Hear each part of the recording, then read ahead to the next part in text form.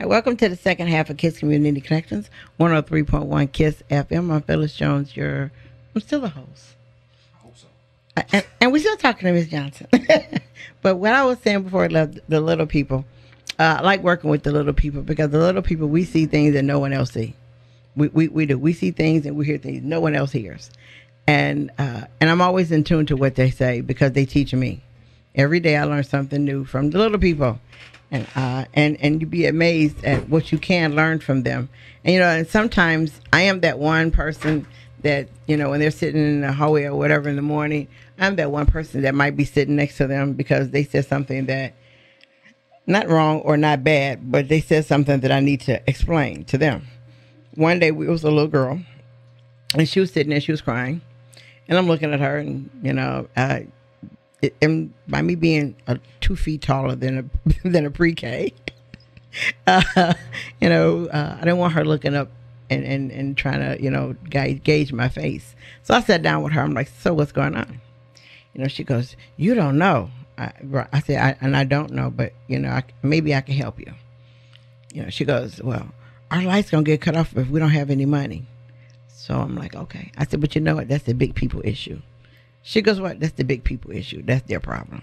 I said, because you don't have a job. She goes, no, and you can't pay bills. She said, no. I said, but you're in school and you have to learn.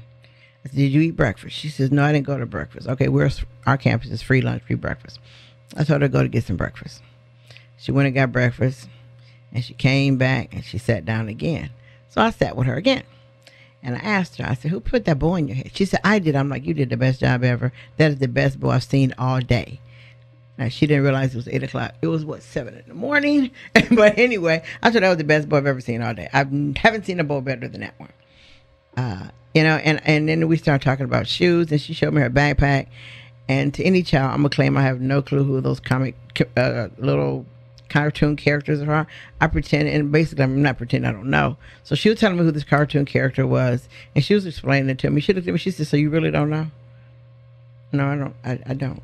Well, she forgot about complaining about the light bill.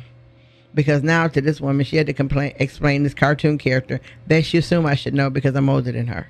So she was really explaining it. And then she made me repeat back to her what she said. I say, but what I did was, first of all, she was in this whole world of explaining to me. And she did a very good job of explaining to me who this cartoon character was. And she did ask me, did I understand? And I said, yes, I did. But my thing is, I took her away from the sadness of a light bill. A 4-year-old should not worry about a light bill. I said, so I took away from that to, you got to explain this character to me because I don't know who this is. And then, naturally I would ask the dumb questions, the real dumb questions. Just, do they have a cool house? Do they have TVs?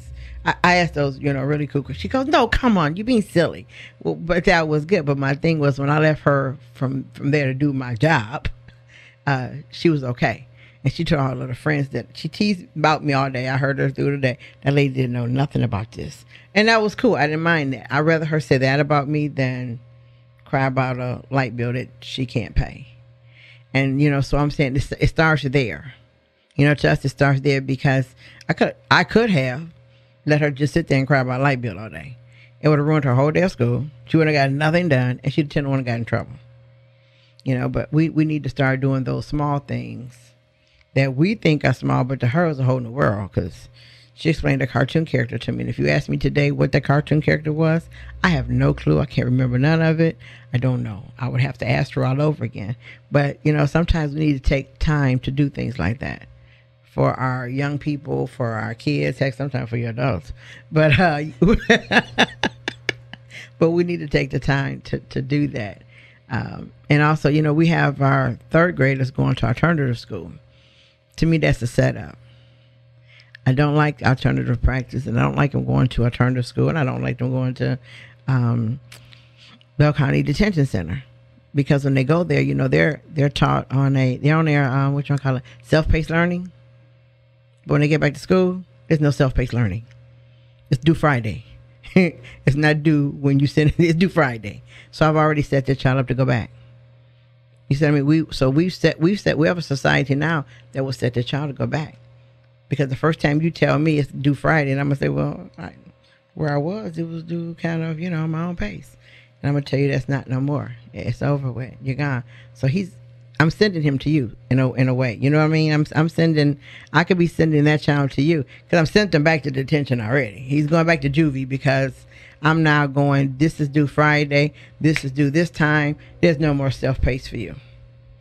I think that's a setup in the system where our kids, like I said, you're going to go back to what's comfortable. And that was comfortable for you. So I think we start getting kids on probation, set them up for probation to later see you by doing things like that. So what's your thought? She's like, whoa. Well, no, I mean, yeah. Once again, I can comment on what my philosophy of probation is. And the thing about adult and juvenile are two different encompasses, since I've worked in both, in which we don't have to cater an adult. Right. I'm going to tell you your options of what you need to do, then you articulate to me how you want to do them, and then you're going to do them the way that you're instructed. Whereas you're more at the nurturing point. Mm-hmm. And like I said, people learn differently. But I think it is imperative to have structure at your young age. I knew exactly what I was going to do, when I was going to get up, what I had to do for my assignments. And when you give kids that much of a range of freedom, you have problems. I believe you can set in structure and not stifle someone's ingenuity, their creativity, or their learning ability. But at that juncture, they're determining the person to be a problem. And I don't know if education is the foremost thing that they're dealing with, as opposed to a discipline problem. Right. And that one I'm going to refrain from commenting on, because once we're an adult, we don't really deal with that. Right. And we take the initiative that they want to say, hey, you need to go here to work on your GED or high school diploma, and it's mapped out for them, whereas you're at the formative stages. So it's a lot more difficult. Okay. That's true. Now, is there any time ever possible that a person is finished with their probation every time earlier than what was set aside? Is that ever possible or ever done? Got the good questions. Yes. Because that's one of the first things that we use, as a positive direction. Because unless it specifically says that they have to do the full term of their supervision on their probation, they serve a third of their time and they can get off of probation. Yes, just by doing and completing all their conditions successfully. Okay, so it's not always the case. Right, so we don't look at 10 as 10. We look at 10 as 3. Okay. We look at 3 as 1 year as opposed to. Okay, because that's important, people to know that it's not like, oh my God, really. Okay, does the fine and probation go together? Are they the same? Not go the same. Is there always a fine with probation, or are people sometimes on probation not paying a fine? Or are they mapped together because they're one and the same? That's determined by the courts. Everybody that comes on probation doesn't have a fine. Okay. Because some people, well, for me, if someone asked me, I'd be like, yeah, of course they do, because they all say they do. You know, I mean, and I was like, yeah, they say they do. So, yeah. So some are just on probation to work it off and do what they need to do. Right. And some are on probation with a fine. So they have to do 2 things. They have to do more than 2 things. It determines on their judgment and their stipulations. Right. You have court costs, you have fines, you have different variations of fees, but they don't all get them. Okay. Every probation is different, and it's written differently, and it's structured. So can someone else pay someone else's fines? Sure. They can get help from their parents or their family members if they ask to be brought into. Remember how you asked me, could adults, if they ask permission of their probation officer, sure. Okay. We're very supportive in that manner. That's why I like Bell Lampasas counties. It was just weird that you have Lampasas and skip one, but I guess it's written that way. It's written that way, and that's the way we do it. Okay, probation officers, you all work under who? We work under Belton. I have a director that's in Belton, Mr. Germstad, an amazing man, forward thinker, is very supportive of working in the community, and believes in an education role model. So what is their title? Who are they? He's the director of adult probation. Okay. So where does the connection with the judge come? Where judgments come from to him? We have our judges that we work with. Right. Probation is an extension of the courts. Okay. So once our PSI, pre-sentence investigation department, gets that individual, if they're going to be granted probation, it will come down through the chains and belt and then hit our office eventually. Okay. Once they go to court. Okay. All right. Okay.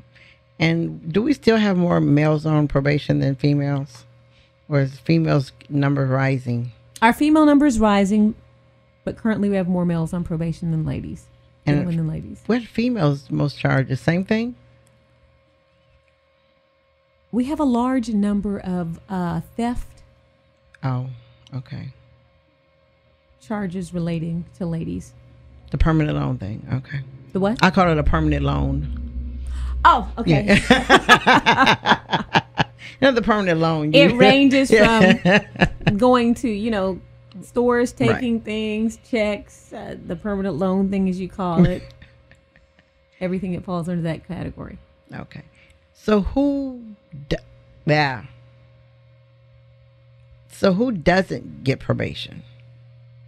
Who doesn't get probation? Who does not get what kind of offenses you don't get probation? It's just because it doesn't come with that. That's determined by the courts, but the individuals that don't get probation end up going to the penitentiary or jail, and they come out with a conviction, and they can either on parole. Okay, which is a whole new different department. Right. I need to find somebody to talk about that too. But yeah, that's a whole nother group of people. Whole nother area. So that you all are separate departments altogether, correct? Yes. So you all don't even say hi to each other. Yes. No. You know what I mean? No. You know what I mean as far as that. You don't have a. I'm going to say yes because I'm not a negative person. I Right. don't use that NO word, Yeah. but we do communicate. Okay. They just get the people that come straight out of the penitentiary. Right. We communicate. We work with parole. We have a great Okay. relationship in Central Texas. Okay. We share information when needed. They're a great group of people. But as far as, the cases that you're saying, no. Right. Y'all don't know. I said the cases are over there and Right. yours are over there. Right. Okay. And their main office for this area is based out of Temple. Yes, I know. I knew some of them because there was an issue going on within their jobs Okay. that I dealt with. So I had to learn kind of the differences. So I would not ask the crazy questions. I know no question is crazy, but in my head, it was a crazy question. Well, I appreciate that know. because you told me you were going to ask certain questions. You went to the crazy questions, but that's okay. Of course. Because you wanted to ad lib and get me, I haven't got you yet. Okay, you haven't got me yet? Not yet. I haven't asked you, are you arresting males? Am I arresting males? Oh, okay. I haven't asked you, are you arresting males on the MIC yet? Okay, on the MIC. Okay. I haven't asked you, I haven't asked you that yet. But I told you we don't really have arrest powers. We're probation. Okay. We're liaisons of the court. We're set up to help individuals. Well, see, Mels, you're okay now then. Thank you. Thank you for alluding to my criminality. Thank you. Anytime. Finish your show. In your department, are there more males than females working? Ladies? Why is that? Why is what? Why is it? More Why are there ladies more? in Yeah. employment? Why are there more females than males? Actually, we have more ladies interview for the jobs and positions. Because certain jobs you find are males don't think they fit. That could be. There are many variables, but There's some that don't think the they majority fit. of time I have more ladies interviewing for the position. Okay. So Now I have the big huge question. Okay. The big huge one. We're in naturally the hurricane season, Yes. and you have people who are evacuated, whether they want to be or not.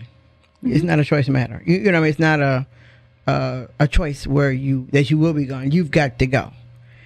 The person's on probation. They've got to go. They don't have time to call nobody because there's nobody to call to say I'm being evacuated from one to another place. What do they do? What's the first thing they need to do after they get to wherever they're being sent? What do they have to do? Because this person's on probation. They're not in the area that they were in because they were evacuated. They're now in another county. So with all this on their head, they know they have to do something. So what do? They need to contact their local probation office and make sure that they try to constantly get in contact with their probation office, because there's going to be somebody there, or there's going to be a recording to go to or contact an emergency site or something like that, a place that's been set up for people on probation.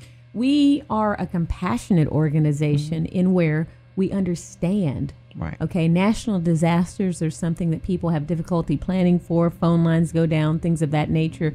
But there's no time that within 30 days you can't contact someone. Right. Okay, in reference to your whereabouts and your situations. Okay. So let's say they've contacted wherever they're from and they left a recording. Okay. I can use me. If I leave you a recording on Monday and I haven't heard from you on Wednesday and I know I've got to do this, okay, by now I'm not in freak out mode. I'm in, wait a minute, let me find somebody close. You know what I mean? I mean, so suppose that person, did call the number. They did. And they left a message. But due to hurricanes and the disaster, they just haven't heard back from the person yet. Not to say they didn't get the message. They just haven't heard from them yet. Can they come to your office and say, hey, I need help with, I've left a message with, I've done something? Can they do that? Well, first of all, you're talking about people that are directly affected by the hurricane, which would be in the Houston area. Right. Okay. Right. Okay. And that's Harris County area. Right. So I'm sure that the other Harris County areas, probation officers are open to accept those individuals. All right. And the surrounding counties. To tell them to come here would be kind of far-fetched. No, area. if they got evacuated here is what I'm saying. Oh, yes, of course. Right. If they got evacuated here. From the get-go, that's what we said. The doors are open. They can come Right. over and talk to us. We'll make the communication, anything that they do. If they come in our office, we're here to help. Because, those are some of the questions you and we'll give them the avenues and Yeah. everything that they need to get to. Anybody that comes through our door, that's one of the main purposes that we're there for. Like I said, we're liaisons of the court. Everybody is affected by this national tragedy or disaster that's going on. 2 of them back to back, okay? Right. Even yes. people in my office, I have staff displaced right now. Right. Okay, because we have family members all over. Being next to the largest military installation and having military employees and military staff or military-related staff dependents, we are all being affected, not only by Harvey, but right now by Irma. And Jose, if he comes, okay? Yes. So everywhere, I've got people all over. So my heart goes out to every individual. I'm keeping everyone in my prayers, and I hope that everybody keeps everybody and extended family in their prayers. And I'm just very humbled and very blessed to be part of Texas, where we're gathering together to support our own. Okay. And other states are coming to support us too. So it's just an amazing time to see how we can unify and get together behind a tragedy. Okay, so right now we're in preparation. Well, I'll say the state NAACP. We're in the right now. We're drawing up a pamphlet of just not the one. Okay, get your important papers. We all know that one, but the other ones, the tiny things that are sometimes big things, such as what I just asked you. About that. We want to incorporate all those in the pamphlet. So, not to make sure you get one during the disaster. We want to hand them out like now. You know what I mean? Right. All over everywhere, and we want to put everything in there that we think might touch different parts of everybody. Such as before the show, I talked about people who live in Section 8 housing. Well, we might not, but how many else are, that need to know this, that heck, and across the United States, it happens. So we want to make a packet. So after this show or before we finally get it done, I'll contact you for the information of how someone on probation, when they're displaced out of their area, or heck now out of their state, because Florida's saying leave, just leave. So even with that, just how somebody would do that, because what we need to always remember is the smallest piece of information that we think is small is huge to someone else.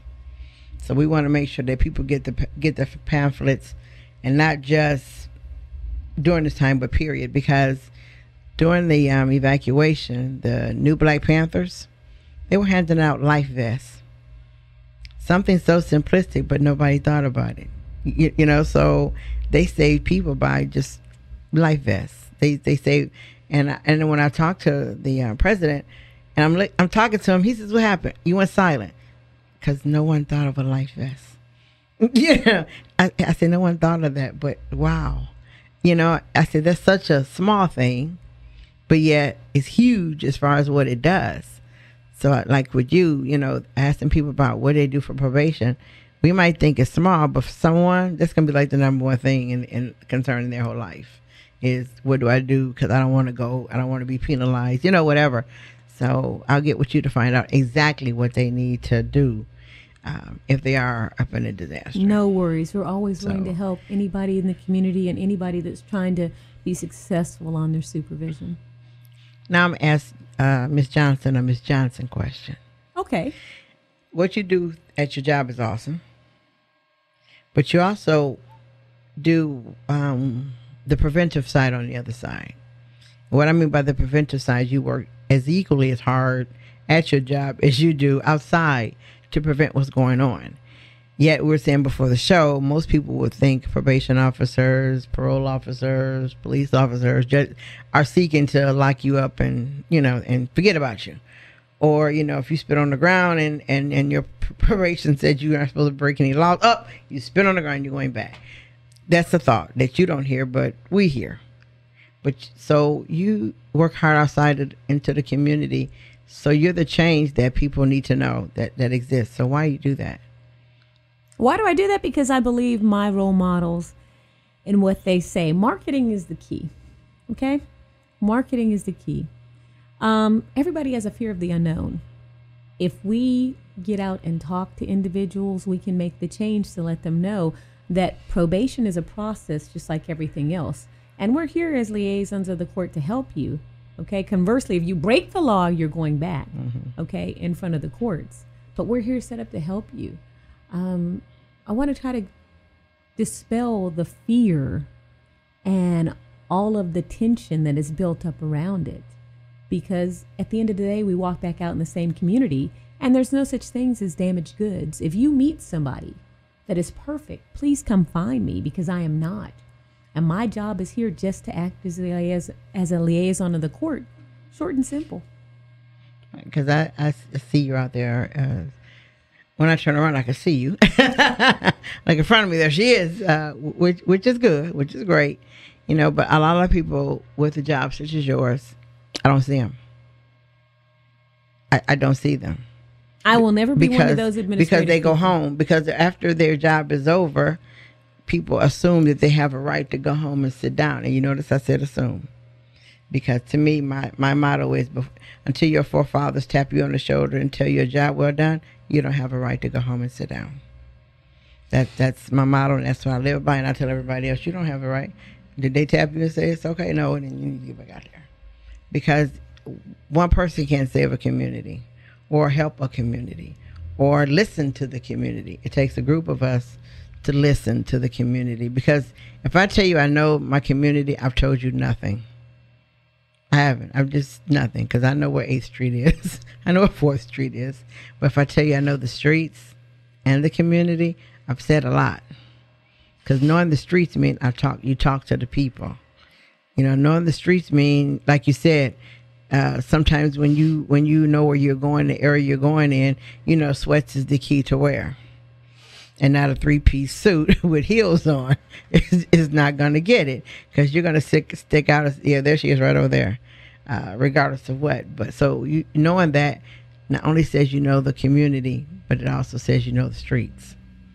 And we could not take back our community, because we never gave it away. But we didn't give it away. We just abandoned it. And we abandoned it by the other assumption that says you have a house, a car, and a job, you've made it.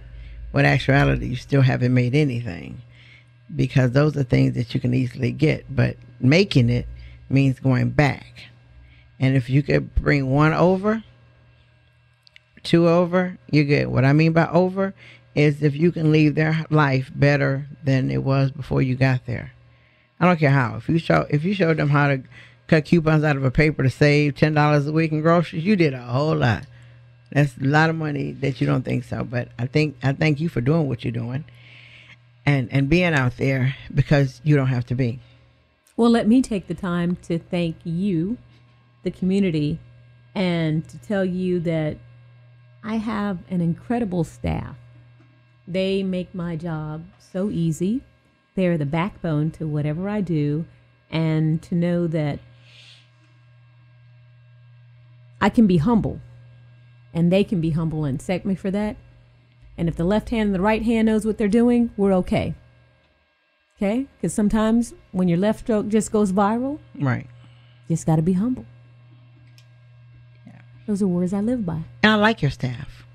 I've met them. I like. They're free to In fact, speak. some of your staff already knew. I'm like, I didn't know you work here. Because I keep a low profile. I believe in that. They shine for me. Because I was like, I know her. Wait a minute. And thank y'all for doing this. I mean, getting it out in the community to let people know that we are here to help people succeed. Okay. Inform them about the law. Let them know that there are incredible law enforcement out here. I have police officers that volunteer and work with people that want to really touch and help. We have great people in the community. So it's time to let them shine and let them know that probation does positive things. That's true. Because like I said, if you had a lot of people that I know and that I'm sure a lot of people know, like, no, they wouldn't believe you. But yeah. But I want to thank you, Ms. Johnson, for working with me and working for the community. And you do. And I want to thank everyone for listening to KISS Community Connections, 103.1 KISS FM. I want you to always remember, you cannot lead a positive life with a negative mind. We'll talk to you next Sunday. Bye now.